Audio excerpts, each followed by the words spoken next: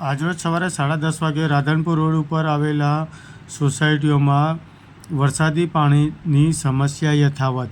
મહેસાણાના રાધનપુર રોડ ઉપર 52ના નેરિયામાં શ્લોક બંગલો સહિત 12 સોસાયટીના રસ્તાઓ પાણીમાં.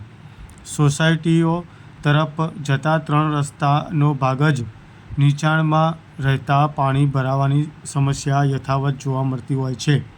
પાણીનો નિકાલ ન થતાં રહીશોને મુશ્કેલી સર્જાઈ રહી છે.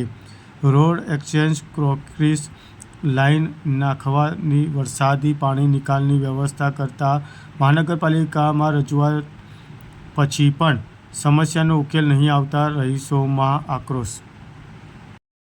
નામ તમારું? મારું નામ બિપિનભાઈ એમ પટેલ, શ્લોક રેસિડેન્સીમાં રહું છું.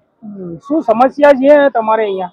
અમારી સમસ્યા એવી છે, ઘણા સમયથી આ ચોમાસામાં આ વરસાદી ગટર લાઈન બની, તેમ છતાં એક બાજુનો રોડ તૂટી ગયો છે અને એક બાજુનો સિંગલ પટ્ટી રોડ છે એ પણ ઘણી જગ્યાએ બેસી ગયો છે ભારે વાહનોના વપરાશથી.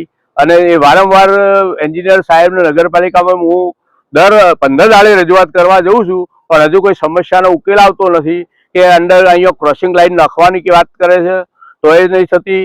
અહીંયા કીધું આ ભાઈ ખેતરમાં પાણી ભરાઈ રહે છે, એનાથી મચ્છરોજન્ય રોગો થાય છે.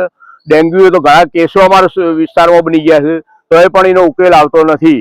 આ અંદર ઢગલા પડ્યા છે એને ફેદાવીને કીધું એ ભરો તો એ એટલું પાણી ઓછું ભરાય, પણ એ કોઈ ઉકેલ લાવતા નથી. આ રોડનું સરફેસિંગ કામ કરતા નથી, કંઈક વ્યવસ્થા જ નથી. અને કહેવાય છે મ્યુનિસિપાલિટી નગરપાલિકા મહાનગરપાલિકા થઈ એટલે કંઈક સારું એવું અમને સગવડો મળશે, પણ હજુ સુધી કઈ સગવડો અમે આશા રાખી શકીએ એમ દેખાતી નથી.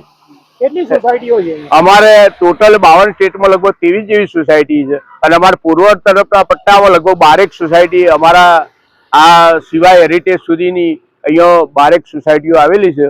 અને ઘણા નાગરિકો પરેશાન થાય છે. છોકરાઓ સ્કૂલમાં મૂકવા જવા માટે બહુ તકલીફ પડે છે. છોકરાઓ તો ઘણા મમ્મી પપ્પાને બિચારા ઉંચકીને બહાર સ્કૂલ બસ સુધી મૂકવા જવું પડે છે. પાણી ભરાવાની સમસ્યા બીજું શું? આ પાણી ભરાવાની સમસ્યા મેઇન છે. અને ઘણી સોસાયટીઓમાં પીવાનું પાણી પણ આવતું નથી, એવી પણ સમસ્યાઓ ઘણી સોસાયટીઓની કમ્પ્લેન છે. પણ એ ઉકેલ આવે સત્વરે એવું અમે કમિશનર સાહેબ જોડે આશા રાખીએ છીએ.